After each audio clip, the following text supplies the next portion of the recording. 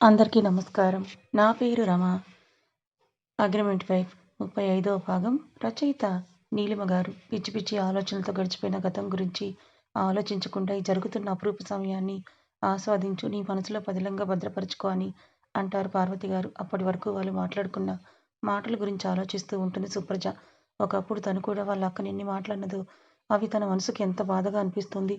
అవన్నీ అప్పుడు తనకి తెలియలేదు. అప్పుడు ఎలాంటి బాధ, దుఃఖం, సంతోషం ఇలాంటి ఎమోషన్స్ అని లేకుండానే అమ్మ ఇచ్చిన డబ్బులతో విచ్చలవిడిగా బ్రతికేసేది. కానీ ఇప్పుడు బంధాల విలువేంటో తనకి తెలుస్తోంది. అనురాగం, ఆప్యాయతల గురించి అర్థమవుతుంది. ఈ ఇంట్లో ఉన్న బాండింగ్స్ అని చూస్తుంటే నా బంగారు తల్లి, చుక్కల్లా చందమామలా మెరిసిపోతున్నావు. ఆ రోజు మిమ్మల్ని పెళ్లి బట్టల్లో చూడలేకపోయాం అని నిరాశపడ్డాం నేను, మీ తాతయ్య. కానీ మా ఆశ ఇలా తీరుతుందని అప్పుడు ఆలోచించలేకపోయానని అంటారు పద్మావతి గారు.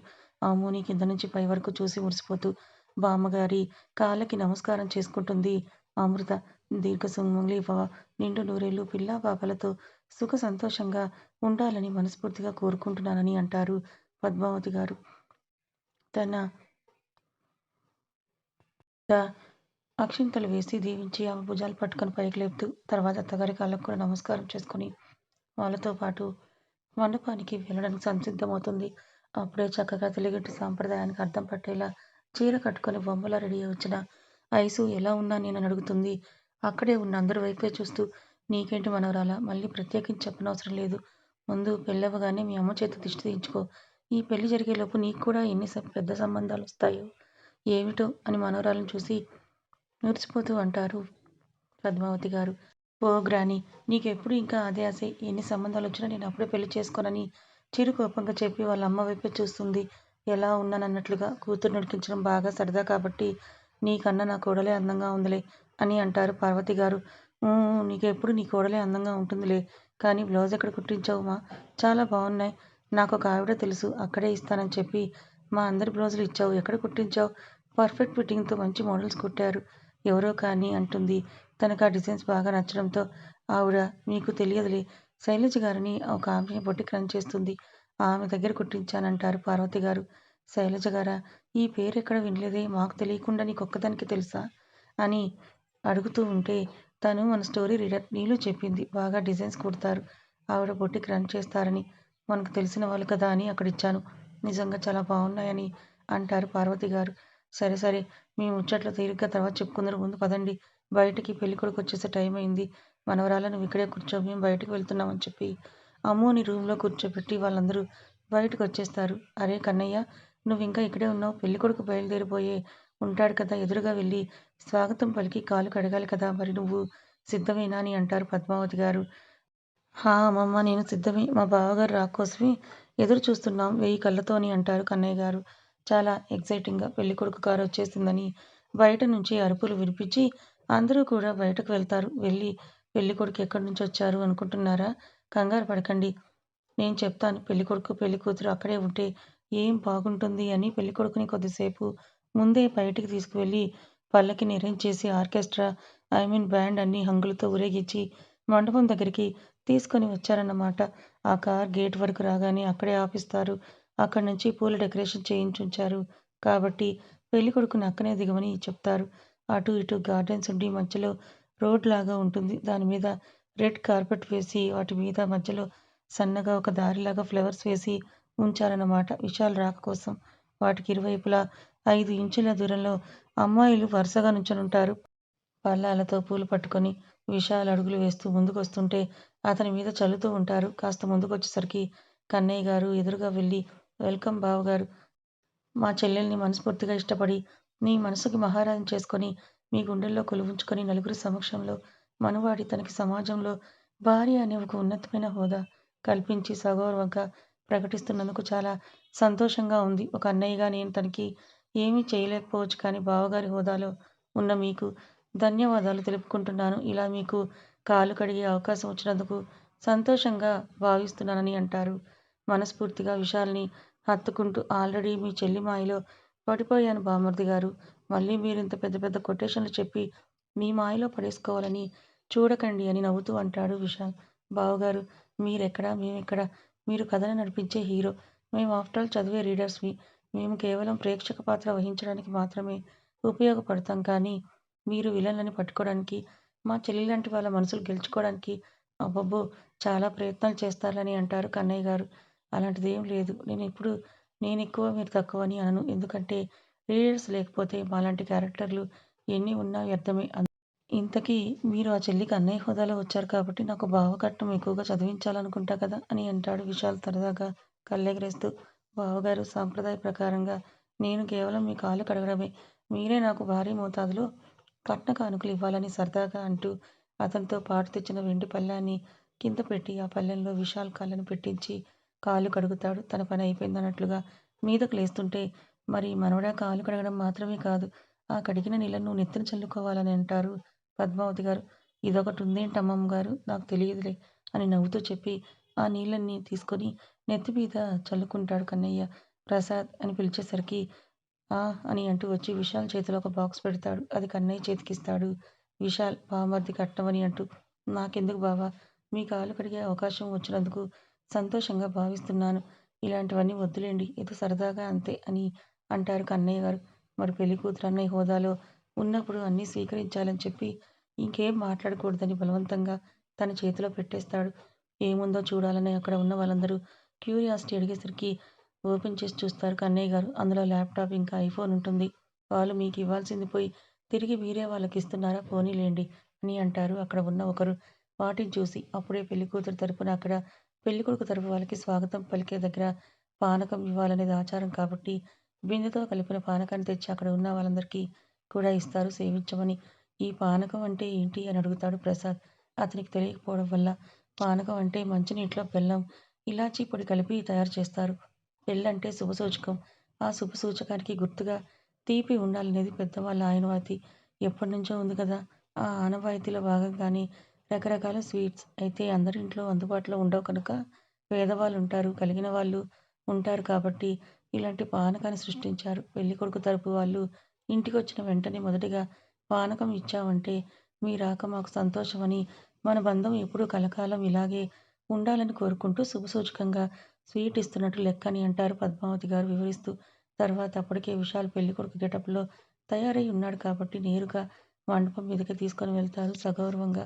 బామ్మర్ది హోదాలో నిలబడిన కన్నయ్య గారు, కృష్ణమూర్తి గారు చెరొక వైపు నుంచొని విశాల్‌ని పెళ్లి పీటలెక్కిస్తారు. అప్పటికే అన్నీ సిద్ధం చేసున్నాయి కాబట్టి వరుడి చేత గణపతి పూజ చేయిస్తారు. తర్వాత విశాల్‌ని రూమ్‌కి పంపించేసి అమృతం తీసుకొని వచ్చి గౌరీ పూజ చేయిస్తారు. ఇద్దరు కూడా ఒకరికొకరు చూసుకోకుండానే ఈ తంతులన్నీ జరుగుతాయి. ఒకరు వెళ్ళాక మరొకరిని తీసుకొని రావడం. ఎందుకంటే పెళ్లి కూతురు, పెళ్ళికొడుకు ఎదురెదురు పడకూడదనేది ఒక ఆచారం ఉంది కాబట్టి. అతని మనసును దోచుకున్న తన నిచ్చెన పెళ్ళికూతురు రూపంలో ఎలా ఉంటుందో చూడాలని అతని మనసు తహతహలాడుతుంది. క్షణాలు దగ్గర పడే కొద్దీ అతని మనసులో కాసేపట్లో తన ప్రేయసికి అగ్రిమెంట్‌గా వచ్చిన భార్య, సంపూర్ణ ఇల్లాలుగా మారబోతుందనే సంతోషం, ఎప్పుడెప్పుడు తనని చూస్తానని, ఇంకా ఎంతసేపు ఎదురు చూడాలనే ఆతృత, ఇలా రకరకాల ఫీలింగ్స్‌తో సతమతమవుతూ రూమ్‌లో కుదురుగా కూర్చోలేక అటూ ఇటూ తిరుగుతుంటాడు విశాల్. ఏంట్రా పెళ్ళికొడుకు ఒక దగ్గర కుదురుగా కూర్చోకుండా కాలు కాలిన పిల్లిలా తిరుగుతున్నావు అని అంటూ అక్కడికొస్తారు ప్రసాద్, కృష్ణ, చైతు. పెళ్ళికి ముందు ఇలా వాకింగ్ చేస్తే మంచిదని పంతులు గారు చెప్పారులే. అందుకే తిరుగుతున్నానని వెటకారంగా అంటాడు విశాల్. వెటకారం బాగా ఎక్కువైంది కానీ కొంచెం తగ్గించు. ఏంటి మా చెల్లిని ఎప్పుడెప్పుడు చూస్తాను అని ఎదురు చూస్తున్నావా? అలాంటప్పుడు ఎవరైనా ఇలాగే తిరుగుతారని అంటాడు ప్రసాద్. మీ చెల్లి పెద్ద మిస్ ఇండియా మరి. ఆమె కోసం ఇలా తిరుగుతాము. మనసులో అది నిజమని ఒప్పుకుంటున్నా బయటికి మాత్రం ఒప్పుకోవడానికి అతని అహం అడ్డొచ్చి అంటాడు విశాల్. Hello sir! ఇప్పుడు ఆ మిస్ ఇండియాని ఏరికోరి మరీ చేసుకుంటున్నారు. నా చెల్లికి మిస్ ఇండియా అంత అందం లేకపోవచ్చు కానీ మదర్ తెరిసా అంత మంచి మనసుందని అంటాడు ప్రసాద్. అవును నిజమే. నా ఫ్రెండ్‌కి అందం, ఆస్తి లేకపోవచ్చు. కానీ అందరిని కలుపుకొని సర్దుకుపోయే మంచి మనసుందని అంటాడు చైతు కూడా. ఏంట్రా నువ్వు కూడా చెప్పు ఏదైనా ప్రిపేర్ అయ్యి వచ్చావా? లేకపోతే గూగుల్‌లో సెర్చ్ చేయమంటావా? అని కృష్ణ వైపు చూస్తూ వెటకారంగా అంటాడు విశాల్. నాకు తెలియదు బ్రో. నేను సైలెంట్ అయిపోతున్నాను. మీరు డిబేట్ పెట్టుకోండి. నాకిలాంటి డిబేట్‌లు అంటే అస్సలు నాలెడ్జ్ లేదని చేతులెత్తేసి చక్కగా బెడ్ మీద కూర్చుంటాడు. ఏంట్రా ఫ్రెండ్ తరపున కాకుండా మీ చెల్లి తరపున కోరస్ పాడుతున్నావు నువ్వు? ఉంటుందిలే ముందు ముందు నా అవసరం రాకపోతుందా? అప్పుడు చెప్తాను నీకు అని అంటూ బెదిరిస్తూ కళ్ళెగరేస్తుంటాడు విశాల్. బాబు నువ్వలాంటి వైల్డ్ డెసిషన్స్ ఏం తీసుకోకు. తమరు పనిష్మెంట్‌లు ఎలా ఉంటాయో నాకు బాగా తెలుసులే కానీ నేను చెప్పిందైతే మాత్రం నిజాలే అని అంటుండగానే భాస్కర్ గారు వచ్చి కబుర్లాపి మండపానికొస్తారా అని అంటారు. ఆ అంకుల్ మేం కాదు ఇదిగో వీడే రారా అని అంటుంటే అది ఇదని మాట్లాడుతూ డైవర్ట్ చేసి లేట్ చేస్తున్నారని అంటాడు ప్రసాద్ భాస్కర్ గారి దగ్గర. ఇరికిద్దామని వచ్చిన ఛాన్స్ వదులుకోవడం ఇష్టం లేక నీ యబ్బ ఎప్పుడెప్పుడు పిలుస్తారని నేను చూస్తుంటే వీడు నా మీద ఇలా చెప్తున్నాడు. నీ సంగతి తర్వాత చెప్తానని మనసులో అనుకుంటాడు విశాల్. భాస్కర్ గారు ముందుకు వెళ్ళి మళ్ళీ కొంచెం వెనక్కి వచ్చి నా కొడుకు లేట్ చేశాడంటే నేను ఒప్పుకోను. ఎందుకంటే ఎప్పుడెప్పుడు పిలుస్తారా అని ఎదురు చూస్తూనే ఉండుంటాడు అని నవ్వుతూ చెప్పి అక్కడి నుంచి వెళ్ళిపోతారు భాస్కర్ గారు. దీనికి అదృష్టం బాగానే పట్టింది. నేను వదలను అన్నట్లు బిగించుకొని కూర్చున్నట్టుంది. అందుకే ఎన్ని ప్రయత్నాలు చేస్తున్నా మాత్రం దీనికి ఇంటి నుంచి వేరుపడే అవకాశం రావట్లేదని మనసులో తిట్టుకుంటుంది కాంతం. అప్పటికే ఎన్నో ఆలోచించింది కానీ విశాల్ ముందు ఆవిడ పప్పులన్నీ ఉడకలేదు. కొంచెం కూడా అజాగ్రత్తగా ఉండకూడదని విశాల్ కొంతమందికి ఆ పని పురమాయించాడు. ఆమె ఎటు వెళ్తున్నా ఊరకంట కనిపెట్టమని చెప్పాడు కానీ వాళ్ళు మాత్రం ఎంతసేపనుంటారు? ఏదో ఒక సమయంలో, ఏదో ఒక సందర్భంలో వాళ్ళు కూడా చూడలేరు కదా! ఆ క్షణం చాలు వదిలితే ఆ క్షణం ఉపయోగించుకోవాలని చూస్తుంది కాంతం. మరి ఏం చేస్తుందో? అనుకున్నట్టుగానే అవకాశం వచ్చింది. ఇద్దరు తన వెనకే వస్తున్నట్టు, ఆమె ఎక్కడుంటే అక్కడున్నట్లు ఆమెకు అనుమానం వచ్చింది. ఎంతైనా తెలివిగలది గదా! అందుకే ఆ జనాల్లోంచి గార్డెన్‌లోకి వెళ్తున్నట్టుగా వాళ్ళకి కనిపించేటట్లు వెళ్ళి అక్కడేమో సైలెంట్‌గా నక్కి నక్కి దాక్కుంటూ ఆ గార్డెన్ నుంచి బాల్కనీ ఏరియా వైపు నుంచి వంటగదిలోకి వెళ్ళింది. వాళ్ళేమో గార్డెన్‌లోనే ఉందనుకోని అక్కడ చూస్తూ ఉంటారు. చుట్టూ గమనిస్తూ ఫ్రిడ్జ్‌లో పాలు తీసి పొయ్యి మీద పెట్టి కొన్ని మరగబెడుతుంది. ఈరోజు దీని ఆట కట్టిద్దామంటే అవ్వట్లేదు. కనీసం ఈ పెళ్లయినా సరే ఆపాలి. అది ఎలాగైనా సరే. ముందు ఇప్పుడు పెళ్లి ఆగిపోతే చాలు.